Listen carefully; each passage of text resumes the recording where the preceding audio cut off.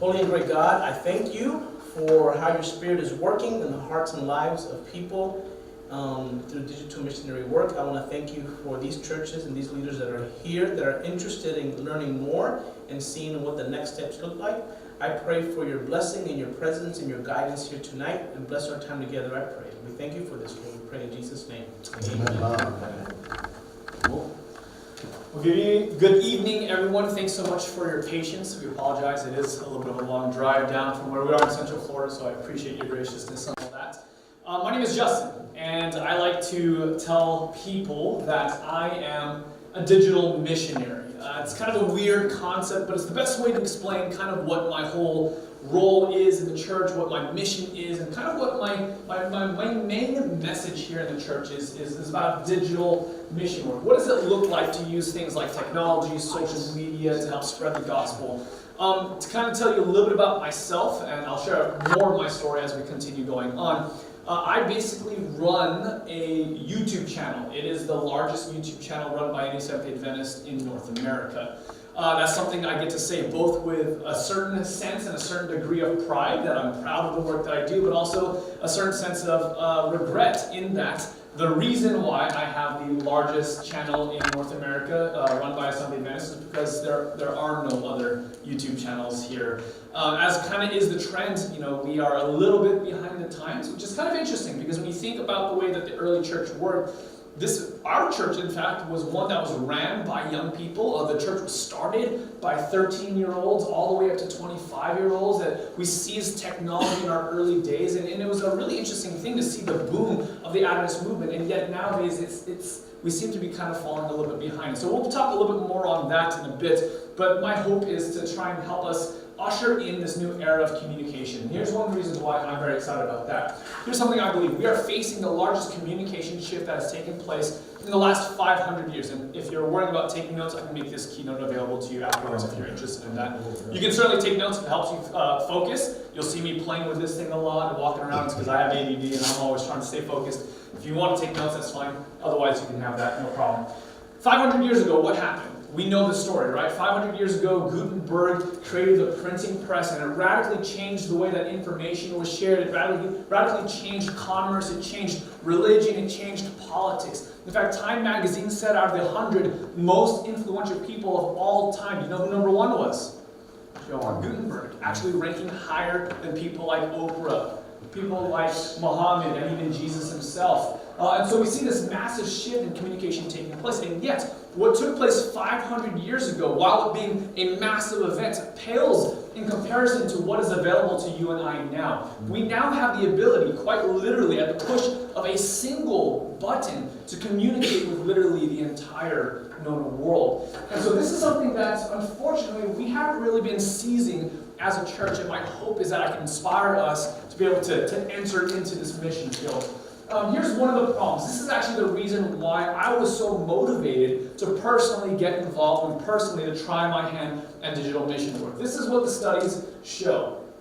59% of Adventist millennials will choose to leave the church by the time that they reach the age of 18. This is an epidemic that we're seeing. In fact, the study that was conducted by Barna's study group, it's a kind of a third-party Christian statistician group, kind of a thing. They do research and things like that. Not only is 59% of Adventist young adults having already left the church, out of the remaining percentage, 23% of them that are still here in the church are contemplating leaving.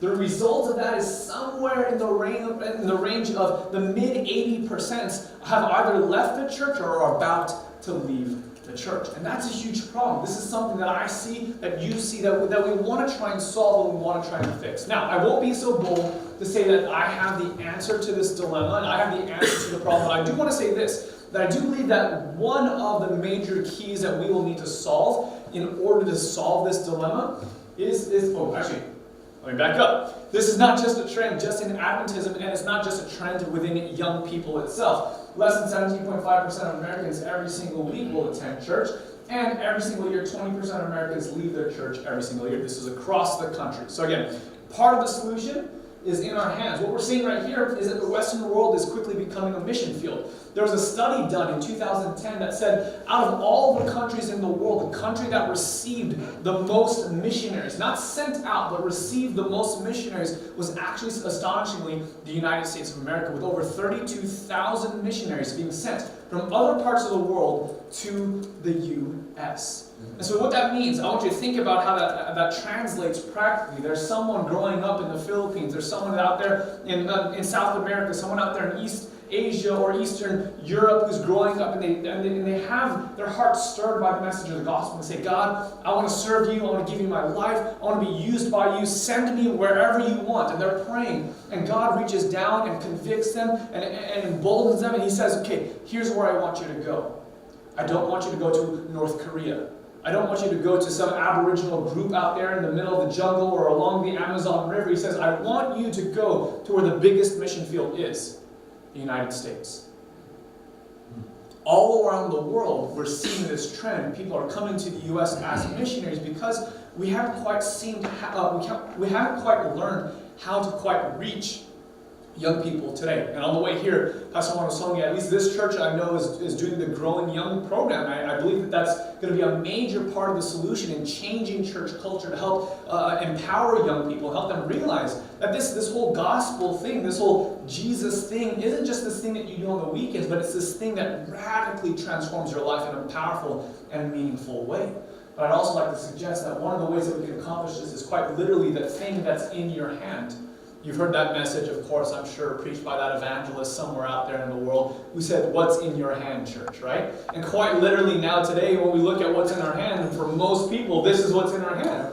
And I'd like to suggest that this is one of the ways that we can solve this problem. Here's why I believe this. Let me give you an insight to the average day of a millennial according to Wall Street Journal. This is a study done by Wall Street Journal on an average day in the life of a millennial. What does the average day look like? Well, the average day for a millennial looks like this. They'll spend about 3.5 hours browsing the internet, 3.5 hours engaging on social media, about a little over 2 hours on live television, another couple hours on video games, a few hours watching TV on demand like Netflix and Hulu, Amazon Prime, watching movies for about an hour and 15 minutes every single day, radio or podcast for a little over an hour, and then also emailing, texting, messaging, WhatsApping, and Messenger for a little over an hour a day. And then the last thing is for about an hour and 8 minutes every single day, talking about brands, shopping online, Amazon Prime.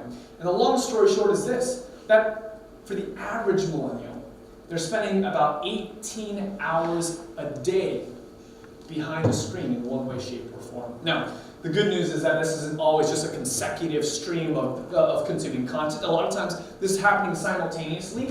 I'm at home and the TV's on and I'm watching YouTube and I'm looking through my Instagram feed. But the truth is that this is a regular part of people's day-to-day life.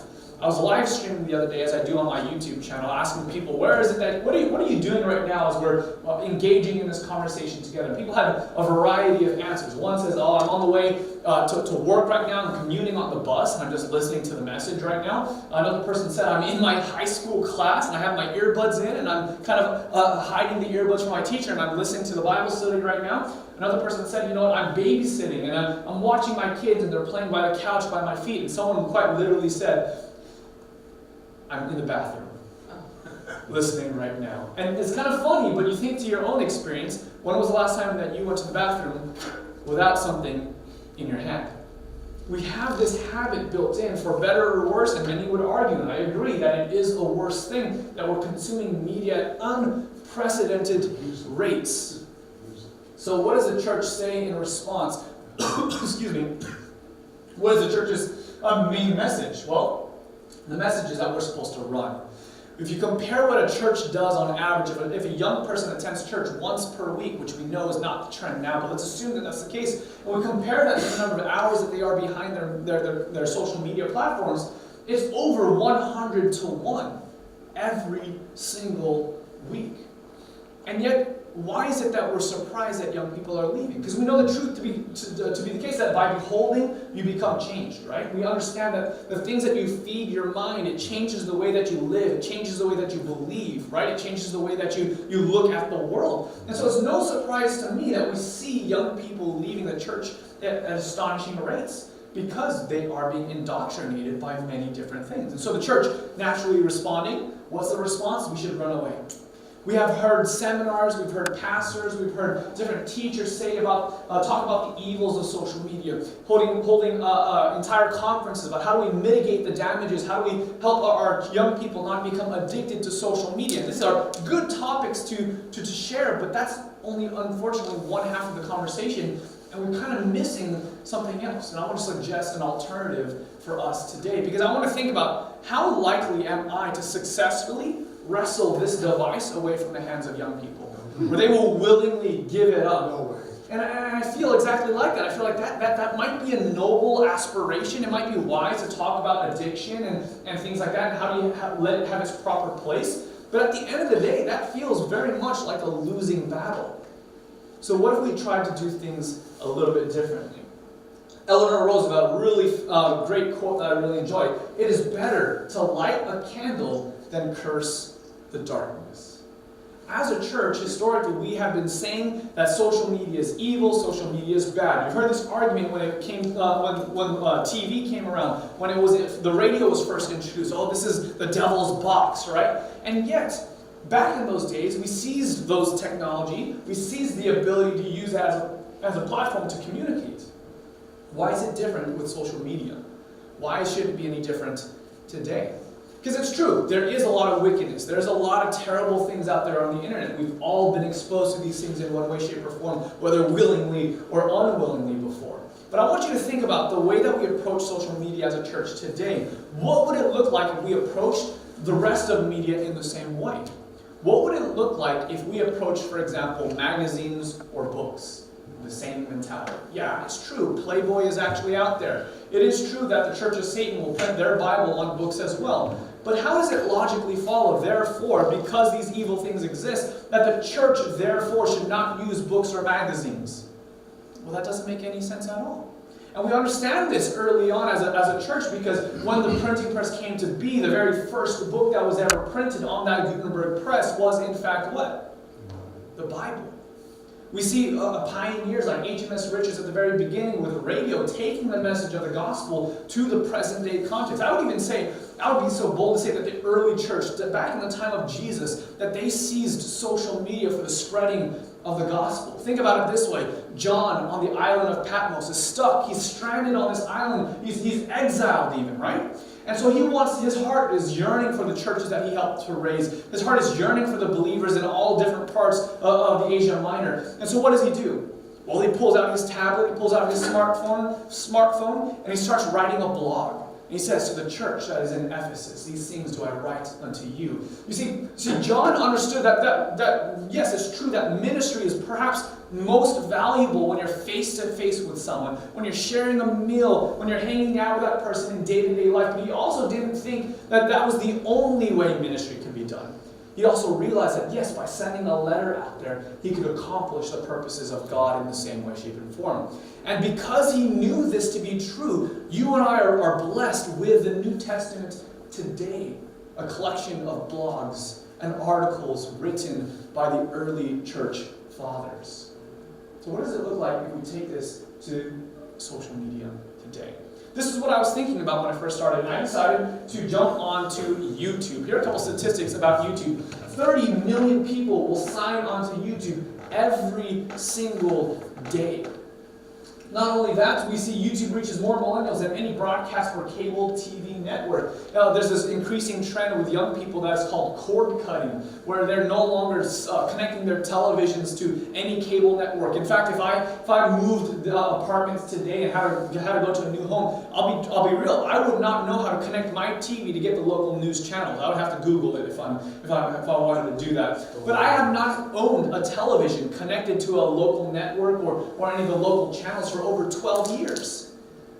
How do I consume content? You as well. There you go. There you go. We're seeing this is the trend. We consume content via the internet now. And so what else are we seeing right here? The average viewing session of a YouTube viewer isn't like a 30-second, 1-minute thing. It used to be the case that you go to YouTube, watch that cute little cat video, and then you jump off. But we're seeing nowadays, people are really spending considerable amount of time on the platform. Average viewing session lasting about 1 hour.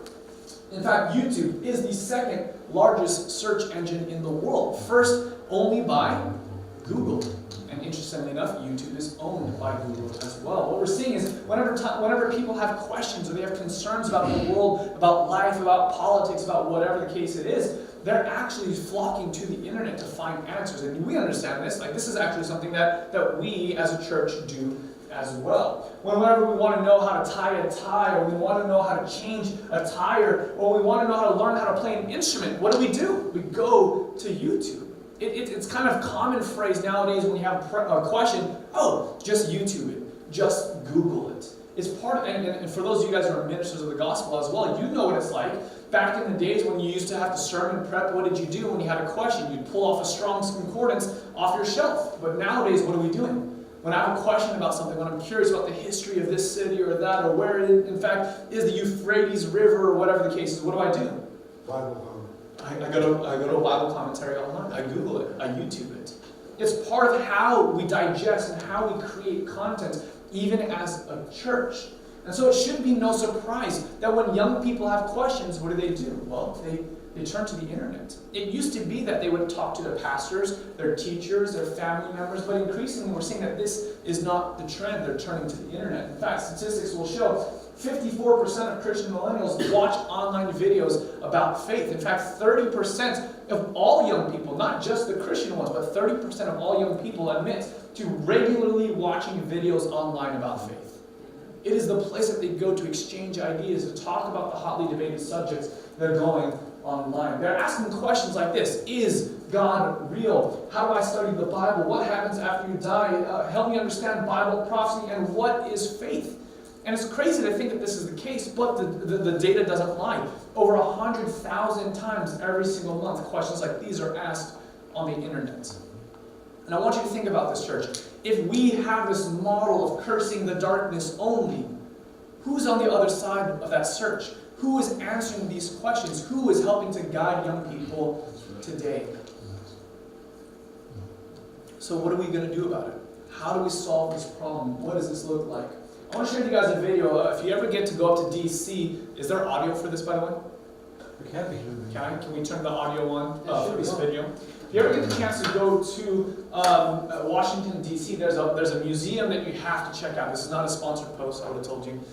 This is a museum of the Bible. And it's a really interesting thing. It's literally an entire museum dedicated to the Bible. You get to go through the history of the Bible. You get to go to different exhibits. There's multimedia things. There's a whole living experiences where people are there in costume talking about the Bible. It's really interesting. There's this one room in here that absolutely blew my mind, and I think it'll kind of leave you with your jaw on the floor as well. We ready for the audio there? All right, check it out. It's just about 30 or 40 seconds. Alright guys, this video is for anyone who's ever said that Jesus is coming soon. Something that I agree with in theory, but this room at the Museum of the Bible is going to rock your world. So behind me is an entire library of books. Every single individual book represents a language in which the Bible has been translated already. But something interesting about this room is that literally over 50% of this room, you notice all the books are yellow. And every single individual yellow book represents a language that the Bible has not yet even been translated in. Every single one of these yellow books represents a people who have not even received the Word of God yet. Yeah, sure, Jesus is coming soon, but the Bible says that the gospel must go to the entire world for a witness. And if you look around me, there is still a lot of yellow. There's a lot of work to be done. So what are we doing? Why are we playing games? Guys, it's time to get serious. It's time to do the work that God has called us to do. Check out all these yellow books. I don't know about you, but I'm inspired. Let's do this. So after this experience, I was really troubled. Because I'm a Seventh-day Adventist, right? And when I hear people say, Maranatha, Jesus is coming soon, I like to yell and shout, Amen. But then I'm in this room where over 50%, it was somewhere around 60% of the entire room Every language represented in the entire world, over 60% of these books are yellow. People who don't even have the ability to read the Word of God yet. I'm thinking, wow, can I really say amen? Jesus is coming soon. Now, of course, we understand that the Holy Spirit is involved in these latter days, and He's going to make these ending events rapid ones, right? So we can still, by faith, say this. But this highlights to me the importance of the church starting to do the work, right? We can't just allow our pastors to preach on the weekends without us getting involved as well. Now, you're thinking, what does this have to do with digital missions, Justin? What does this have to do with anything? Well, the good news is by adopting a digital mission strategy, you can reach the entire world. YouTube services over 90 countries around the world and over 80 languages. And so what this looks like is when you create a piece of content on YouTube in particular, you upload your sermon script up to the website, you now have the ability to tap into every single one of those 80 plus languages because Google Translate applies to your video as well. In fact, for me, one of the subsections of my audiences is a deaf community. Because you think about it, they're able to go to YouTube, but they can't hear. So what do? Well, when I upload my sermon script, subtitles appear. They're able to follow along as well. So even if my church doesn't have a translator in 80 different languages, let alone American Sign Language, I'm still able to reach across the world.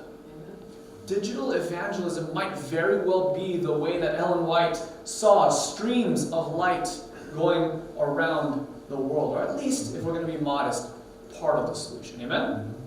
All right, so check this out. I want to ask you a question.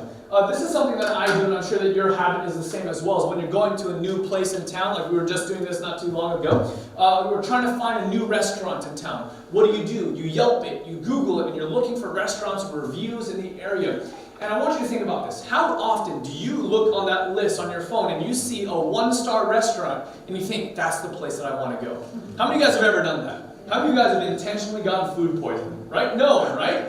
None of us do this. And so I want you to think about this. What does it look like when someone is looking for a church? And if they were to even Google or Yelp search what a Seventh-day Adventist church looks like, what would the result be? How many of you guys have ever done the very discouraging thing of going on Google and typing in Seventh-day Adventist? How many of you guys have ever done that before?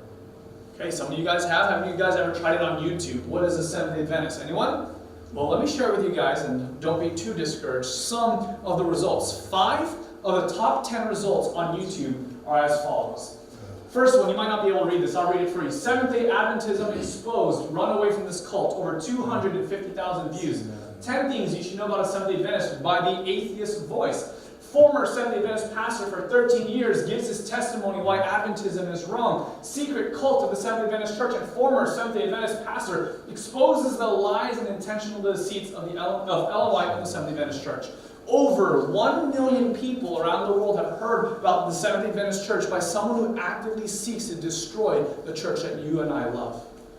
Now, how does this play in? How does this make a difference? I want you to think about this. You've been praying for your neighbor for weeks and weeks and months and years. You've been going over there, bringing them cookies on Christmas Day. You've been inviting them over whenever they were sick. You brought them soup and you try to minister to them. You try to love them. You try to mingle with them as Christ did, desiring their good. And then you finally say, hey, would you be interested in joining me for church? And you're holding your breath as they're about to give you the answer. And they finally say yes. And thinking inside, you're rejoicing. Yes, they're going to finally come to church with me. And so they say, so what does that mean? Should we carpool together? Will you pick me up on Sunday? And you say, no, I won't. Because I'm a Seventh-day Adventist and I go to church on Saturday. And they say, wow, I've never heard of a Seventh-day Adventist before. Is that like a Mormon? Or is that like a Jehovah's Witness? And you say, no, I'm a Seventh-day Adventist. We're like Christians. We should go to church on Saturday and this and that. Say, okay, cool. So you go back home excited. But then you get a call a couple days later. Because what did they do? When they heard Seventh-day Adventist come out of your mouth, what did they do when they went home? They looked on Google, they looked on YouTube, and guess what they saw?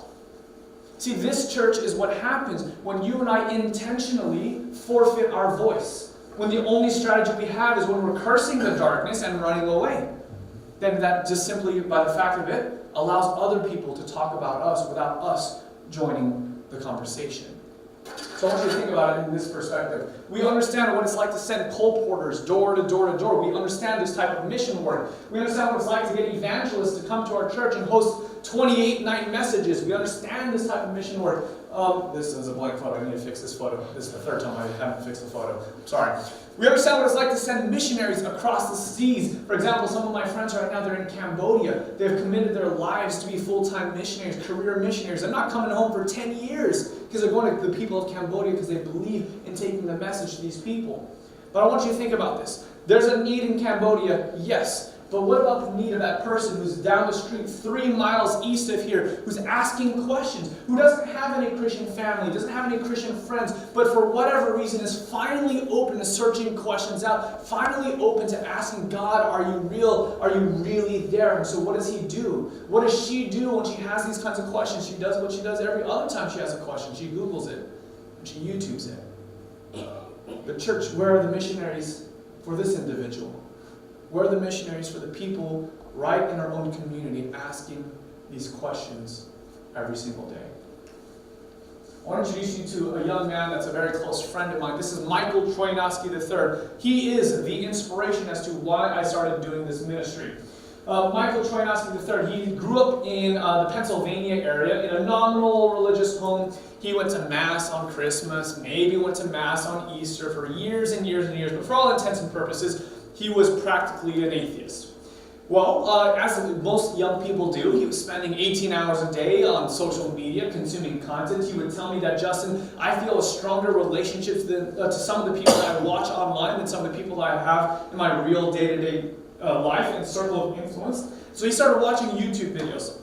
And he came across this YouTube video of this kid all the way across the country in Oregon. Not someone you would ever heard of, not someone with 1 million subscribers, not a professional evangelist or pastor or anyone, just some kid making videos documenting his life as a Christian and why Jesus meant so much to him.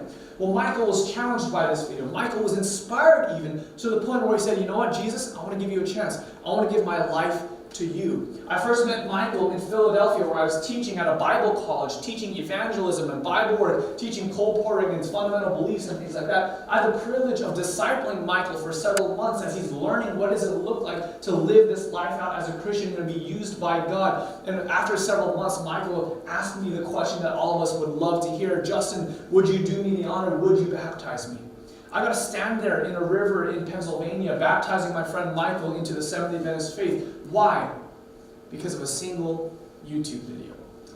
Michael's life was changed because of social media. He found the truth that we have in Christ because of social media. And now to this day, what is Michael doing? Michael is serving as a digital missionary because he realized the impact of social media. He realized the impact of that single YouTube video and how it made such a difference in his heart and in his life. So when I heard his story, when I finally connected the dots, I thought, this is brilliant.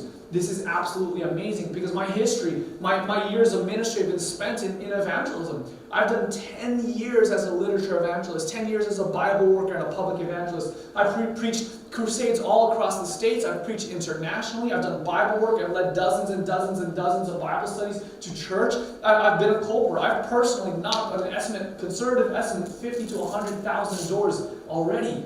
And so I'm doing this thing. I believe in our message and I want to share it with the world. But I'm realizing that there's another way to do it. That the internet could be just as legitimate. And I think about this just makes sense. It doesn't make any difference if someone reads the truth, hears the truth, or sees the truth.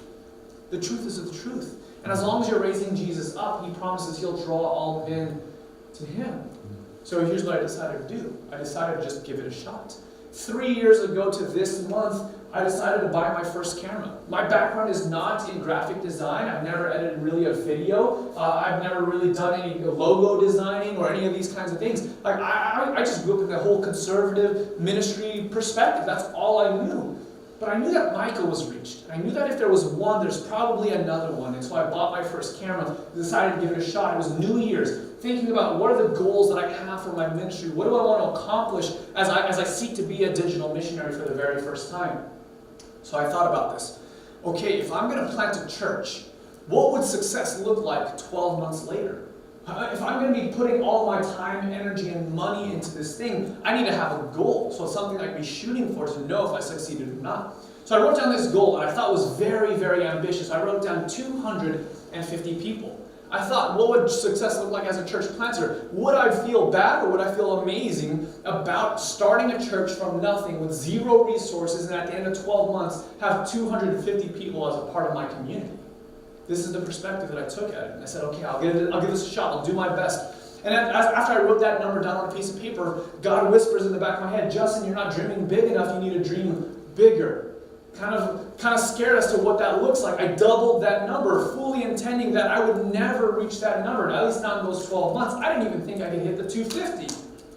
But I decided to give my best. And it is amazing what happens when you give your best. Amen? It's amazing when you just try your best and you are faithful with what God gives you. God blesses the little that you have. And what I found is that this was true for this experience for me as well. Because after a few months, I had not only passed the 250, not only passed the 500, after 12 months, 1 year of doing this, I had an audience of over 10,000 people coming back week after week to hear messages of hope, inspiration, and to be taught more about the Bible. Here's an example of what it looked like when I started off with. This is the set that I had in my little tiny apartment. Kind of silly, but you can see the mess and the clutter that this tiny little apartment. My entire apartment was less than a third of the size of this room that we're in right now, and yet I was being faithful with what I had. Those lights were not professional lights. I got those from Home Depot for like 30, 40 bucks.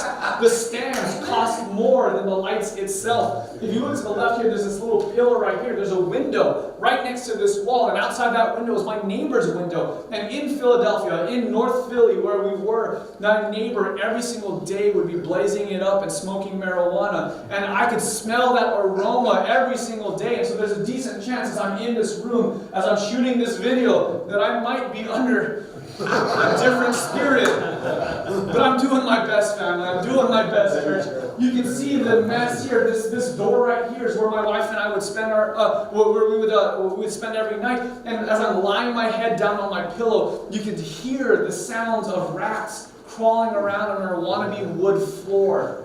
We were just doing what we could with the little that we had, and God was blessing. We started this channel called the That Christian Vlogger. Today, our audience is over 75,000 young people. This is what's amazing about it. This is what the last 12 months looks like in ministry. Keep in mind, all growth is organic. This is under a $0 advertising budget. $0. We have over 1.485 million views, 48,000 likes, 13,000 comments, 11,000 shares, 35,000 new subscribers. And my favorite metric, over 2,300 requests for Bible studies from the internet. And what's amazing about this, friends, is that right here, 73% of my audience is under the age of 35. The very demographic that we as a church are struggling to reach today. You see, what I found is that, yes, it's true that young people are leaving the church, but it is not true that they are not interested in spiritual things. Young people have questions about morality. They have questions about origin and purpose and destiny. They want to know how best to live out life, and they're searching for the same answers to the same questions that we've had for millennia. But who are there to help solve those problems? Who is there to help answer those questions if church were just cursing the darkness? Let me share with you a testimony from Holly White. She says, "Thank you so much for taking so much time and effort to create this channel. It's answered a lot of questions for me. It's been lovely to see you and Emily growing together." Emily's my wife. She says, "I'm pretty sure you're part of the reason I truly built a relationship with God and finally got baptized yesterday." God is working. God's blessing us. And what's amazing about this is that this is not something that the church has embraced yet. In fact, when I came to the church and I had this idea, this vision of what I wanted to try and create and enter into, because of my position at the school, working for the Columbia Union, I had various experiences where I could serve on different committees at a conference or a union or a division or even at the GC level. In fact, I sat at a GC level, I sat in a committee literally titled Think Tank for Digital Evangelism. And we were supposed to be tasked with coming up with ideas and strategies as to how the church could execute on digital mission work. And so I came up with this idea of having a YouTube channel. At that time, I'd only been doing it for a month or two.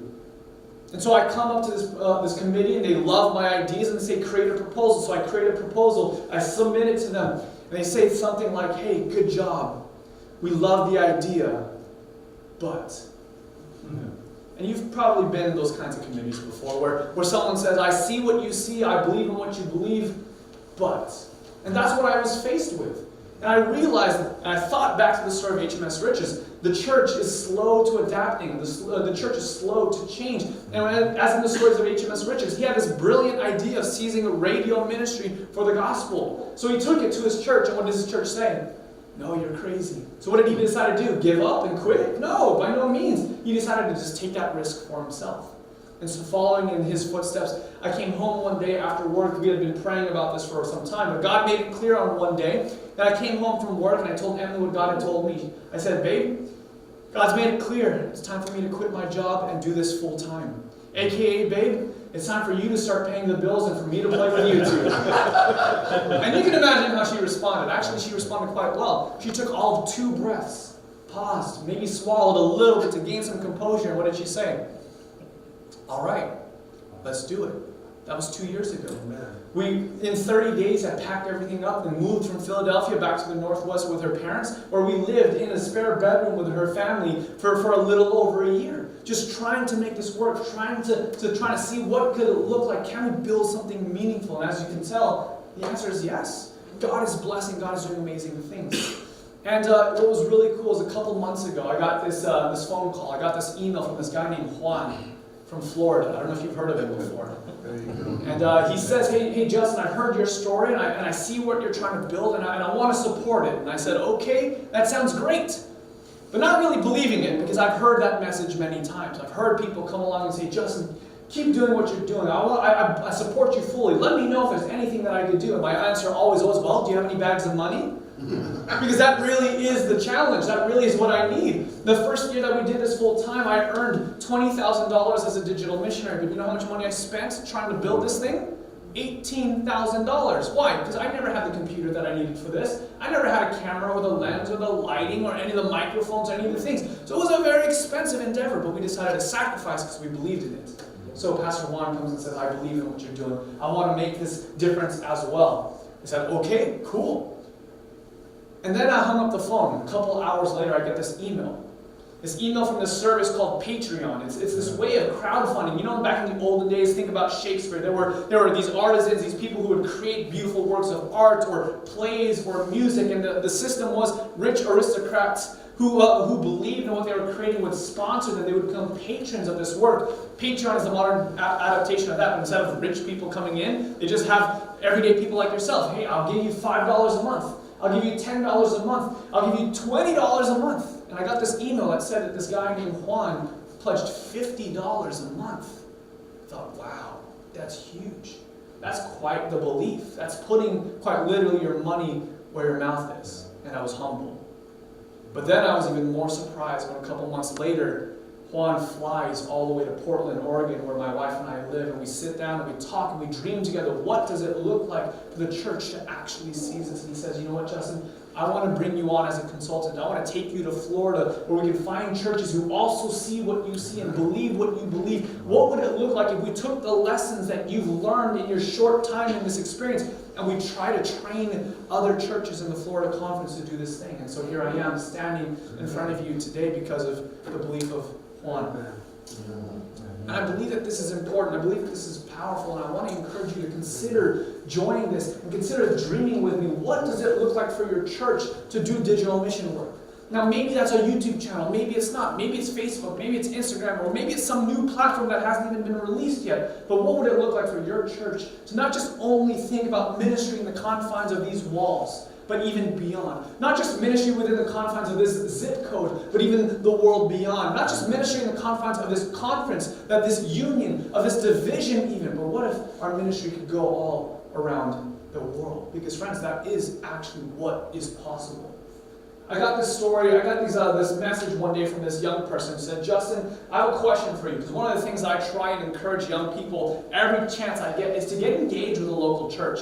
I'm not trying to say that church needs to be replaced by our phones. By no means. I understand that ministry, the most meaningful kind of ministry, takes place in community, face to face, where we have a body of believers supporting each other, right? And so I'm very intentional at saying, well, if you want to grow spiritually, if you want to make a difference in the world out there, you got to get connected. You got to be spending time in your local youth group, or you got to be spending time volunteering at your church. You got to be involved in the body. And so I get this message from a 14-year-old girl saying, Justin, I got a question for you. You say that I need to get involved, and I want to get involved, but here's my dilemma. Justin, I'm 14 years old, and I'm the only Christian in my family, and I don't have access to a car, and there's no churches nearby. What should I do? And of course, I'm thinking about Florida. I'm thinking about Oregon. I'm thinking about all the young people that look like me, that sound like me, that talk like me, that live in an area like me. And so I gave her some tough love because that's what I thought that she needed. I said, oh, come on, stop making excuses. Don't be lazy. I said, just go online. Google a church in your area. Call up a church and say, hey, I want to come to your church. Can you help me find a ride? And I said, maybe not the first church, maybe not the second church, but sometime in that list, you're going to find a church. You're going to find someone that says, I'll pick you up this weekend. I'll take you to my church. So stop being lazy. Stop making excuses. Well, I get this message back from this young girl, much more gracious than how I had treated her. She says, Justin, I'm so sorry for not explaining myself well. She says, Justin, I live in a Muslim country. There are no churches nearby. I'm the only Christian that I know. So what do you say when you realize that for this young girl, that quite literally you are the embodiment of the church? Friends, this is the kind of people that we can reach online. These are the kinds of people that God is wanting to use you to minister to if we'll just simply start to light our candle and run to the darkness. We were in Albuquerque not too long ago for the Adventist Ministries Convention. I was there with Juan. I was doing a seminar on digital missions, in fact, and I'm getting on the plane about to cross that threshold, and there's the stewardess there preparing her drinks and getting things ready for the flight, and she turns to her left and she sees me. She makes eye contact with me, and her jaw drops, and she goes, oh, I know you. And I'm like, what? Because I've never seen her before. She says, well, I don't know you, but I know you. She says, I was watching your videos this morning. There are people out there, and sometimes this is the message that I'm preaching, and it's still hard for me to accept and believe that when you're preaching out there online, it is 1,000 people, 10,000 people, 100,000 people that watch. That these aren't just numbers, but these are real people with real stories. In fact, the day before I got this photo, I got a video from my father. He's a dentist in Southern California. And so he is getting ready for his next patient, and his patient is on her phone watching YouTube. And so my dad, of course, asks her, making small talk, what are you watching? What do you like to watch on YouTube? And she says, I like watching politics, and I like watching religion. And so my dad, being the supportive father as he is, he said, well, you should try out my son's channel. He actually makes videos on faith as well. And she says, great. What's his channel called? And my dad tells her, That Christian Vlogger. And immediately she says, you're the father? I already know Justin's channel. I watch his content all the time.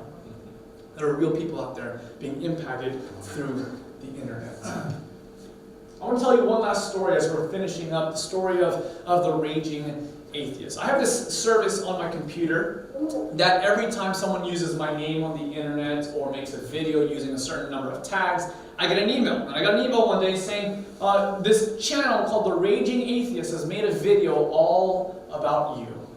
Oh, great. So I wander over to his channel and I click that video that has my face on it, and you can imagine what it would be like. 20 minutes or so of this guy who I've never met, I've never heard of before, is talking about me.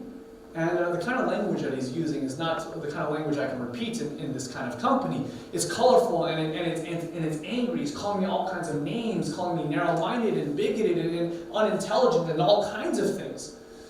And so I'm thinking to myself, what do I do? What do I say? I'm maybe perhaps trying to learn my lesson from the way that I treated this poor Muslim girl in my first exchange. God, what do you want me to say? How do I respond? Or should I even respond? So I take some time, I spend some time in prayer, and I write out this response. And I say, hey, Raging Atheist, thanks so much for taking the time to not only watch my video, but to also rebut it. He said, to one of the questions you put towards me in the middle of your video, I'm always happy hanging out with people of differing worldviews. If you're ever in the Portland area, hit me up and I'd be happy to sit down over a cup of coffee. I mean, Roma, my treat.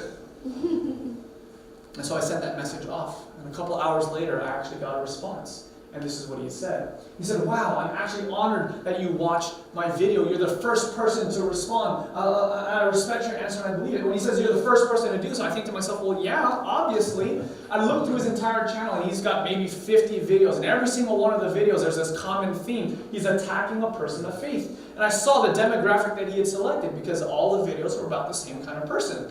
Every single one of those videos was a poor, young, white girl blogging or vlogging about faith. He was just consistently attacking these people, saying all kinds of nasty things. The backstory is that he was making all these videos and he thought to himself, man, I'm just attacking girls a lot. I should probably attack boys too. I should probably attack some guys. And so he Googled, I was the first person that came up, and so he made a video about me. So he's saying, I respect your answer and believe it. I have fun and will continue to do so. Have some fun with me. I'd love to see it. I subbed, that's subscribed. I love hearing the other side. So out of these 75,000 people that I speak to on a regular basis, at least one of those people is the raging atheist. So a couple months go by, and I get another email. And this time, this is what shows up on the other end. The raging atheist. And it's kind of embarrassing because the first time I put this photo on the screen, I didn't take the time to read the subtext here. And it says, man crushing on that Christian vlogger. And I was like, oh boy, what is this going to be? Backstory is this. 2 summers ago, I had the opportunity to speak to a group of young people. I got to go to a camp retreat, that's a Bible conference thing, that's put on by our conference. And there's about 300 young people there. And we're sharing the Word of God together, we're worshiping together, we're having a really great time. Incidentally, of course, as a YouTuber, I bring my camera and I record the entire thing. The very same message that I gave to 300 young people, I recorded online and put it on my YouTube channel. Now I want you to think about this. This is kind of an aside, but it's an important aside. How much money does it take to bring 300 young people, to get the buses, to get the sponsors, to bring them to this remote location, to rent out the facility where they can come and worship and spend time in the Word of God together? It's quite an expensive endeavor. But here's the thing, how much did it cost me to upload that same message to the internet? And yet when I upload it to the internet, not just a couple hundred, maybe even a few thousand people are able to be exposed to that exact same message.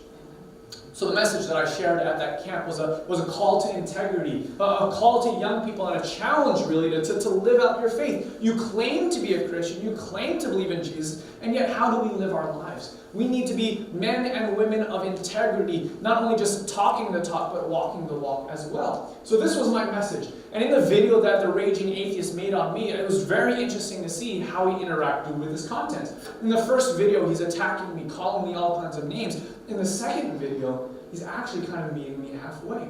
The video is an entire breakdown of my sermon, going point by point, and every time responding to what I'm saying.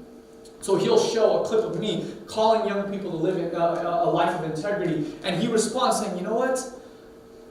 I actually agree with Justin here. Like, I think he's onto it. This is the problem with the church. This is actually why I left the church. And I'm thinking, oh, I'm learning new information about you now. He's meeting me halfway saying, yeah, this is important. The church is in many times, in my experience, hypocritical, and this needs to change. I thought, that's really cool. A couple months would go by, and I get this third ping on the email. And this time it's in response to a series that's quite controversial on my channel. And it's a series of videos that I did with this man. This guy's name is Matthias. Matthias is from Seattle. He just graduated with a double major in psychology and theology. But most famously, he's known for a podcast that he runs called Queerology.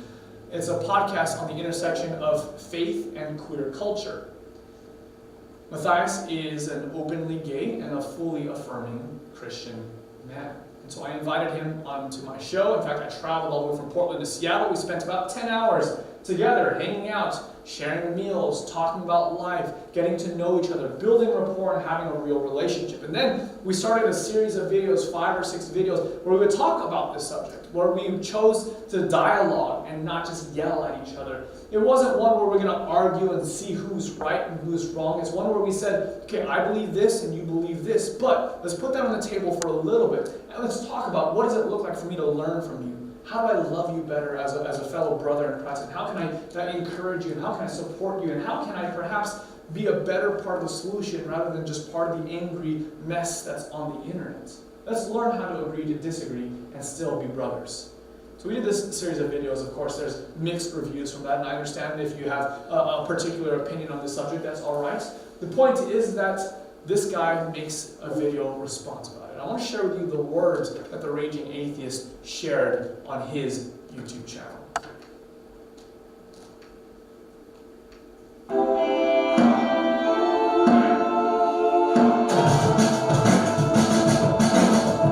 What is up, my fellow sinners and heathens? my fellow Christians, if you're out there, if you're watching Bad Love, this one's for you too. Today on The Raging Atheist, I'm going to be once again looking at a friend of mine, that Christian vlogger. And he's doing great work on his channel right now. If you're not watching his channel, I highly recommend that you watch his channel. And I want to commend him for taking on this subject, because I kind of challenged him on this, and I don't know if he did this because I challenged him, if he's been planning on doing this for a while. It seems well thought out, and I want to commend him for his bravery on tackling this subject, because on his channel, he's really dealing with the problem that Christianity has when it comes to gay people. So I don't know if you paid attention to the language that he used at the very beginning of the video. What did he call me? He said, I want to introduce you to my friend, that Christian vlogger. And to me, that's perhaps the single greatest kind of endorsement that I could have for my ministry. Because here I am building real relationships with people that might not ever have a real opportunity to interact with the church in a meaningful and a constructive way. Sure, they might walk past that person on the downtown corner that's standing on the soapbox yelling and screaming and condemning people, but having a real conversation, having a real interaction with people. In fact, just a couple of weeks ago, before I came here to Florida, that the Raging Atheist was doing a live stream on his channel. The Raging Atheist was actually doing a dual live stream with another YouTuber called The Frustrated Atheist. And the two of them were talking about faith and talking about the ignorance of religion and how Christian people are this and that and the other thing. And so, of course, I jump into the live chat and I say, hey, how's it going, guys? Hope you're doing all right. And I join the community and I join the conversation. Not in an antagonistic way, not even in a defensive way, just joining in the conversation. And on the air, the Raging Atheist says, oh, this is the guy that I was telling you about. Like, this is the person who I've actually done a lot of videos with. This guy's different than the other Christians that we're talking about here. He's actually a pretty cool and pretty reasonable guy. He says, Justin, would you be interested on jumping onto the live stream with us? And so in a few short moments, a few clicks of the button, I'm there, my face is live on the Raging Atheist channel with the Frustrated Atheist and the Raging Atheist all together. And we're talking about faith, and we're talking about life, and they're complaining about this and they're complaining about that. And rather than disagreeing with them, rather than even defending myself against them, I found myself agreeing with them. They're saying things like, how could Christians believe in a God that torments people forever and ever? And how could Christians defend this kind of evil, maniacal approach to God? And I said, yeah, you're right. I agree with you. I don't think that that's the way God works at all. And they're saying things, oh, why are Christians so crazy? And they're trying to lobby for power. Why is it they're trying to take control of the government? I'm like, yeah, that's a problem. You're right. I agree with you. And the tone of the message changed. The tone of the conversation changed. And the Frustrated Atheist wasn't so frustrated anymore. He said, wow, Justin, you're kind of cool. Like, I could see myself having a conversation with you. And here's the thing, I learned this recently because the Raging Atheist and I have been emailing it back and forth.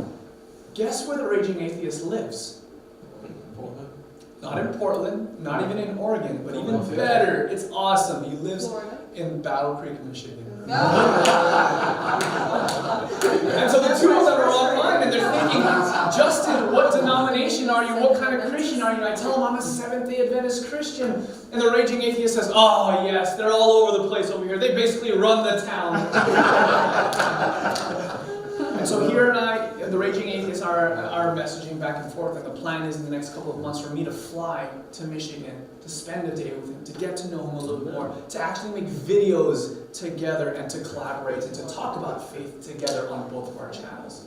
Guys, real relationships can be developed on the internet. Real impact and real transformation can take place because of the internet. So what does it look like for us as a church to do these things? What would it look like for us to dream together about being digital missionaries? What would it look like for us to create? How do we share? How do we support this whole thing? And if I could be so cliche as the evangelists always do, if I could ask you the question, what is in your hand today? What would it look like for us to partner together in this thing called digital missions?